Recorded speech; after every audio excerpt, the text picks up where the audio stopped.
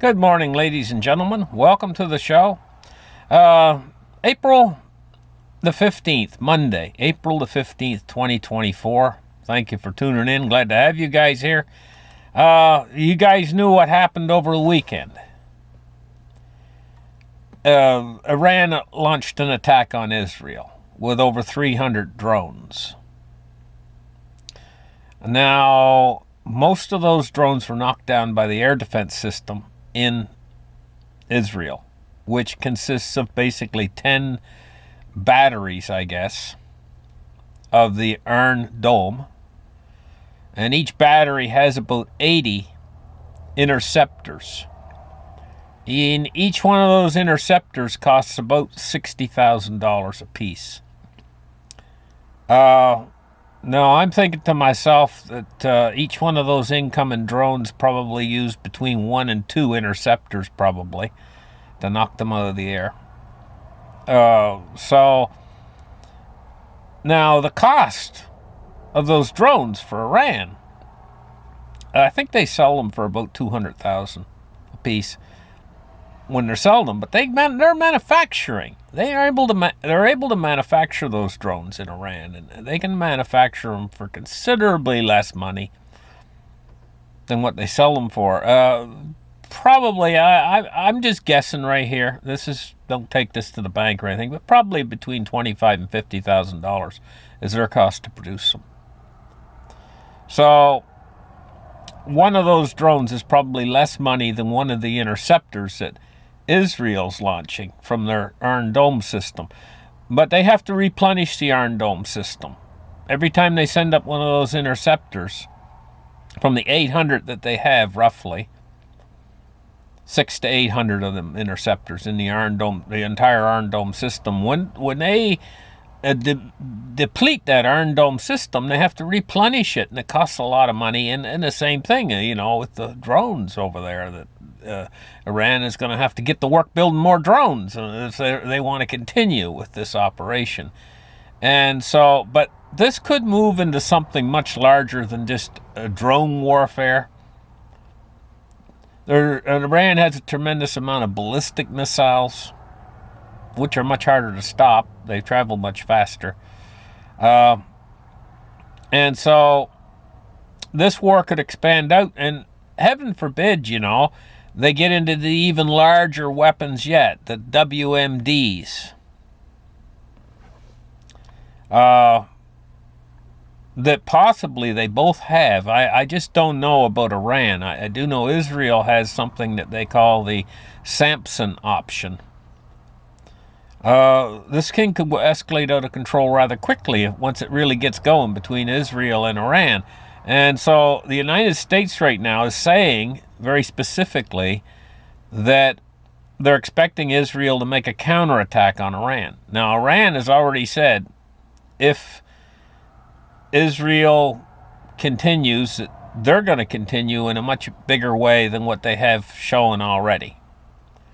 But they're expecting this counterattack right here on Iran as soon as today, maybe even today.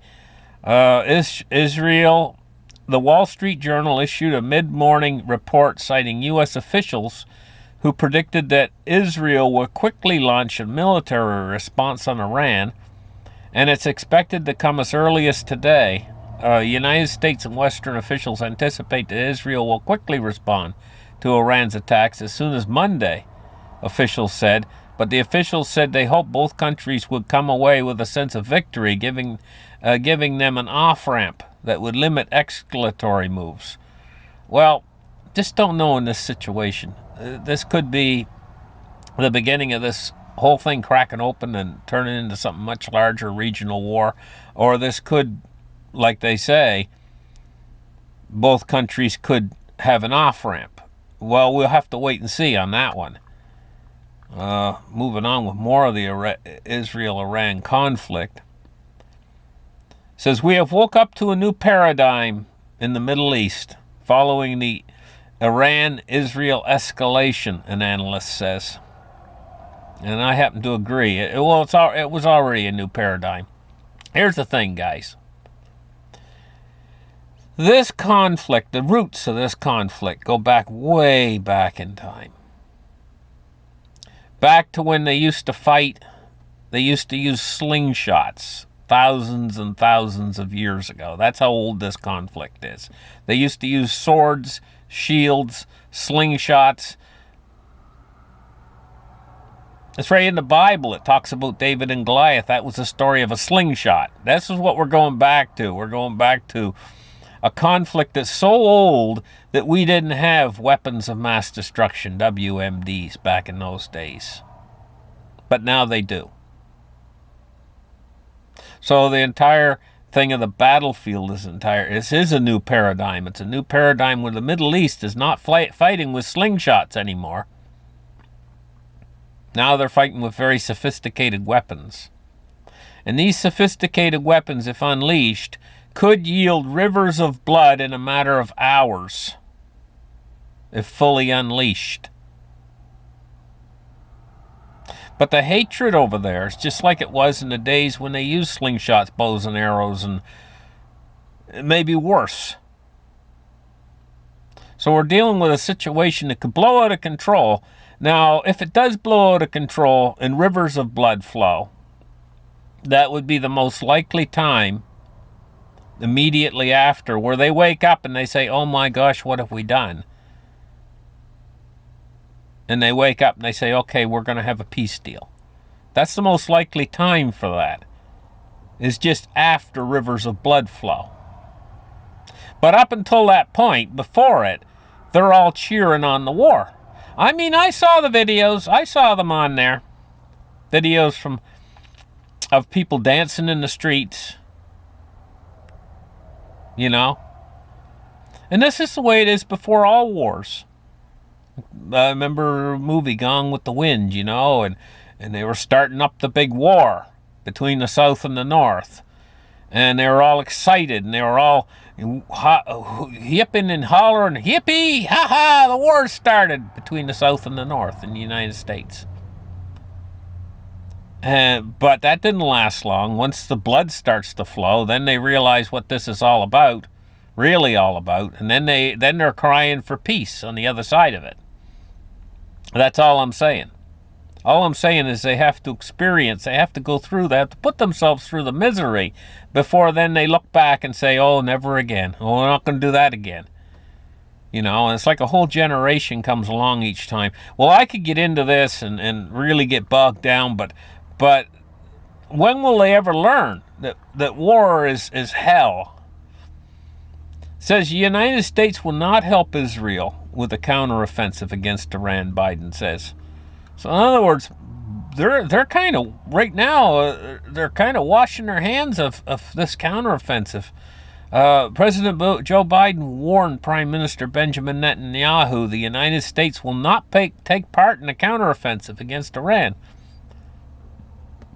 So what's this? They're backing down a little bit here on this. So Israel be on their own in this. But I'll tell you what, Israel, I think they're going to probably launch an attack into Iran, and will Iran be a double response then? Okay, here's the thing. There's more care given to rats than to humans. They care more about what happens to a rat than they care about what happens to a human. And this is true, and I can prove it to you right here. It says, this article in here, you know, coming from, it's about New York City and their rat problem. And they want to cure this rat problem. It says, how to get rid of the New York City rats without brutality. And so this is what they want to do. They want to get rid of the rats, but without brutality. They're actually talking about birth control as one idea to get rid of the rats, to try to come up with something so they don't have to have brutality, because they're very worried and concerned about these rats. But I noticed something. This is from the ALCU, and this is not very old. This is just like within the last month or so, this article. It's talking about what happened in Alabama with an execution with nitrogen gas. And they're using words in here like this. The state claimed that it would be painless. Says here, but they're using words like 22 minutes, shook, convulsed, writhed, gasped for air. 22 minutes after the execution began. Now, this is from the ALCU, and this is a person, but they're worried. They're really worried that they don't want to use brutality on these rats. So I find this irony, total irony in all this. But this irony has a way of expanding out amongst humanity. And ultimately, how far will that, like, protect the animals, protect and everything, but humans, I mean, fair game. I mean, how far will they go with that mentality? And how far can this go with this whole thing about this irony in this situation? You know? Anyway, I just wanted to point that out. Now, there's a movie out there right now called Civil War, and it's doing very well in the box office. It says Civil War declares victory at the box office. It toppled a movie called Godzilla and King Kong. X-Kong. Pushed it out. It made more money. It earned $25.7 million in ticket sales in North America on Sunday. And what's the movie about? It says Civil War stars Kirsten Dunst. A journalist in the near future covering a devastating conflict in the United States and tries to make her way to Washington, D.C. Evidently, it's a mess, because in this picture from the movie here, it shows them all block traffic trying to get into Washington or whatever, because the country would be a mess. Where did it say? It's about a devastating conflict in the U.S., and they're trying to make their way to Washington, D.C. It says it's a United States in the movie in which California and Texas have united against the president, who has disbanded the FBI and given himself a third term. It says, though entirely fictional, Civil War has been inspired debate since the first trailer. These debates have extended beyond the musings of film critics and traditional reviews. New York Times ran 2 opinion pieces related to the movie. That's why it's doing so good. The more controversy a movie creates, if they don't take it off the screen and hide it someplace, the more it'll draw people in, because they want to see what all the controversy's about. A lot of people will go just to see what all the controversy's about. But fiction, and reality can blend together. Because situationally, this world right now is a mess, and it can flop any which way and into crisis from this point. I'll tell you guys, I've been alive 62 years. I lived through the Cold War. The Cold War seems like, right now, looking back on it, of course I was a lot younger then, but I lived through it, so I know what it was like. It was a picnic compared to the way things are right now. The danger level. The Cold War was a picnic. But people were more concerned back then. They were building bunkers during the Cold War because they were frightened of a nuclear attack and stuff. Now people don't care less now, most people, except for the rich people and the smart people. They're building their bunkers right now. But all the ordinary people out there, they haven't got a care in the world. But they don't have really, a lot of them don't, I'm not going to say a good chunk of those people who haven't got a care in the world right now don't have very high IQs. And most rich people have a decently high IQ. They're pretty smart. Let's put it this way, a lot of them got rich is because they're a little bit smarter than the average Joe. Now, silver today is up $24.82.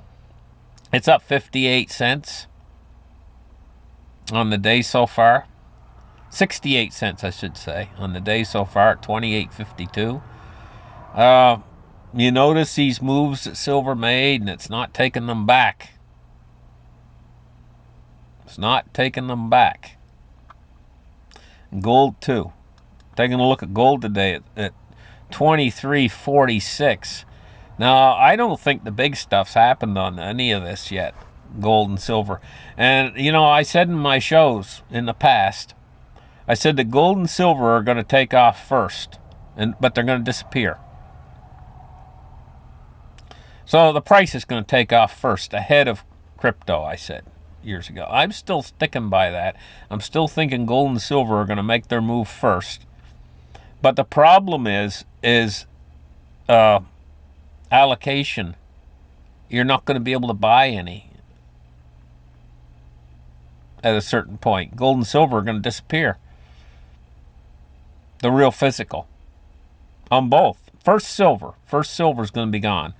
You'll still be able to buy gold, but then gold will disappear too. You won't be able to buy either one of them, no matter how rich you are, unless you're going to pay an exorbitantly higher price than what they're worth. Then maybe somebody will sell them to you that's already holding, But as far as just going out and buying it near the spot price or whatever off of a retailer, they just ain't going to have any for you. Not going to be able to buy it. And that's what's going to create more of a panic to get it. Because during that period in time, you're going to see. But when it all disappears, that's when we finally get to the point when you can't buy either gold or silver, that's when crypto's going to take off then. Because there's still going to be, they've created so much of this funny money, so blinking much of it, and the mega trillions of it, probably floating around out there. There's trillions upon trillions upon trillions, much more than the gold and silver market can equal out. There's more paper money than there is gold and silver to go around. So after the gold and silver's all gone, then they're going to go after the cryptos with that rest of that money. It's going to pour into cryptos, and probably gold and silver. There's probably going to be maybe it's going to take less than 10% of the initial parts of this money trying to flood out, and that's when the money's going to become all worthless practically overnight. You're going to have a hype where I think we're really honestly going to have a hyperinflation. And there's going to be a desperate panic. And if they can't buy gold and silver, they're going to buy crypto. And the amount of money that could pour into it could be unbelievable. And so ultimately, they could actually force the crypto market. Let's take a look at the crypto market today. 64,630 for a Bitcoin. I wouldn't be surprised if that's 64,674,000 something at some point in time. But by that time, what will you be able to buy with your dollar? Not very much. In fact, nothing with a dollar. Probably the cheapest items out there will probably be at least $1,000. And we're talking one peanut. $1,000 for a peanut. Or a candy, a penny candy, $1,000. That's what we're heading for. That's what hyperinflation does. You can't really put a price on any of this stuff. In other words, we go through a hyperinflation. If Bitcoin goes up to 64 million, it could be, instead of 64,000, it might not buy any more than it buys right now. But at least it'll still buy something. What'll your dollar get you? Nothing. Okay, really, it's, you know what? I'm sitting here talking to you guys about that, but it almost sounds unbelievable when you're sitting here saying it. But logically, I know that it can happen because we've seen it happen a number of times in a number of other countries. But it doesn't sound real, even, that the dollar could get that worthless and quickly get that worthless. But for a hyperinflation to happen, you have to have a number of things in place for it to happen. Like, you know, imagine the Chinese when they first made gunpowder and stuff. And gunpowder's the same thing, you know. You have to have a number of things come in place, like a recipe. You got to have a little bit of this, a little bit of that, a little bit of something else, and then you got to ignite it. And then poof, that's the way with hyperinflation. You got to have all these things in place, and then the ignition, and then poof. Well, a lot of these things are in place, and they've been in place for quite a while. It's just that final kickoff, you know. Anyway, taking a look now at crude oil today is at 84.74. It's down 92 cents, which is a 1% drop for crude, which is actually good because it'll help lower the price at the pump. We've been paying a lot at the pump lately. I know up here it's $1.75 now. It was $1.70 when I did my last show about a week ago. Now it's $1.75. Now that's 1 liter.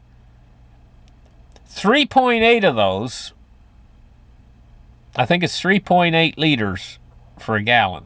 I think 3.88. I think it's just about a gallon. 4 of them. It's just about a gallon. 4 liters is just almost the same thing as a U.S. gallon. And so $1.75 times 4. You're looking at your gallon price. And you guys think you're paying a lot down in the States. Come up here to Canada where they got all these gasoline taxes on there that's supposed to fix the roads. They ain't doing hardly anything to the roads. Where's that money going? And it's not like they're not taking the money in. They're sucking the money out of our pockets like a Hoover. But is it going to what they said it would go for? Well, I don't see the roads being repaired. Let's just put it that way. And there's some potholes out there now, and you know that's a pet peeve of mine. They're actually breaking cars now. And there's a lot of people out there trying to sue the government here in Canada to get their cars fixed after their car breaks on a pothole. Now, can you imagine how bad a pot... But I see them every day, and I'm being careful.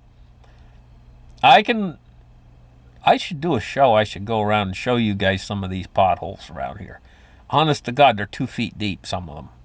Of course, I avoid those. Generally, those big ones are near the edge of the road. But if your tire ever goes in them, you're not just going to break your car, you're going to wreck. And, you know, here in Canada, instead of fixing them, what they do is they'll have a guy go and put a cone next to it. And they'll put a bump sign. They'll actually put a sign in, bump. And they won't fix the bump.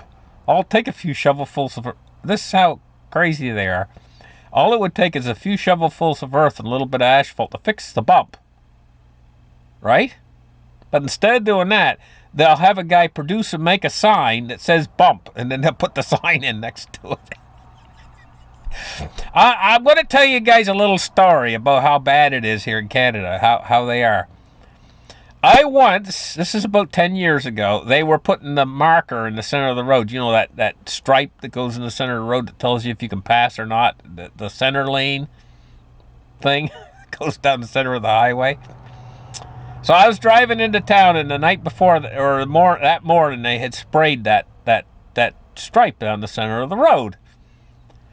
Well, there was a dead raccoon laying in the center of the road and a stripe going right up over his back and over his nose and continuing on with the road. They had striped right over him. They didn't move him or nothing. They just put the stripe right over. They'd painted him as part of the road. A dead raccoon. That's how bad they are here with their road crews and stuff. No wonder we got bad roads, you know. And you know what these guys get paid? Oh my gosh. That's where all the money goes. But, you know, I mean, it's just graft. It's graft and corruption within government. Okay, 10-year treasuries today. Look at this leap. Almost 14 basis points to 4.63. If that keeps going, that'll crack the market like a walnut. Yeah. And, you know, the market's still going up. Look, up 141 points at 38,124. This will crack the market if these yields continue to rise like this, because they're rising fast. We're heading up toward 5%. Wow. So, 4.63 on the 10-year, 4.74 on the 30-year, and they're up about 13.9 basis points. And look at the dollar go, like a rocket to the moon, at 106.12. A lot to report on. There's a lot happening right now, and we're right on the edge, guys, of a massive war in the Middle East that could spiral out of control to the point where there's mushroom clouds going off. But if we do see it gets to that point, well, that's the most likely point when they're going to have a peace thing, sit down and have peace, because they shock themselves at what they can do. And then all of a sudden they say, oh my, what have we done? We've just done blah, blah, blah. What are we going to do? Well, let's all sit down and bring peace. Why didn't they bring peace? Why don't they bring peace before they start the war? Wouldn't that be a better idea? Instead of waiting until after everybody's dead and then saying, oh, what have we done? Oh, well, we got to have peace now. Wouldn't it be better to have peace first? But it's no, see, they have to go through that pain before that brings their mind around to wanting peace. This is the way they've been through all the wars. It's like they never learn that it's like the kid. I heard that Eskimo tribes and stuff will let their children put their hand on the stove. You get a red hot burner on the stove, and the Eskimo kid goes over and the parents just look at him like, they don't say, no, don't do that, don't do that. They just look at him, and he puts his hand on the stove, and he never does that again. Well, that's the way, they've never experienced the war where everybody's dead. And they never experienced that. Now, going back to World War II, yeah, people experienced that. They didn't want no part of it. And all those subsequent, it lasts for quite a while, too. Once they basically put their hand on the red hot stove, then they remember that for a long time. All the old World War II vets, they were all like, never again. We're not doing that again. Never again. But they die off, and then another generation comes along, and they don't know any better. They've never put their hand on the hot stove. Well, right now, the world's getting ready to put its hand on the hot stove. And the problem is this is not a regular stove. This is a bloomin' blast furnace because of nuclear weapons and stuff. Thank you guys for listening. Like and subscribe. And give me a thumbs up. And you guys have a great afternoon. Bye-bye.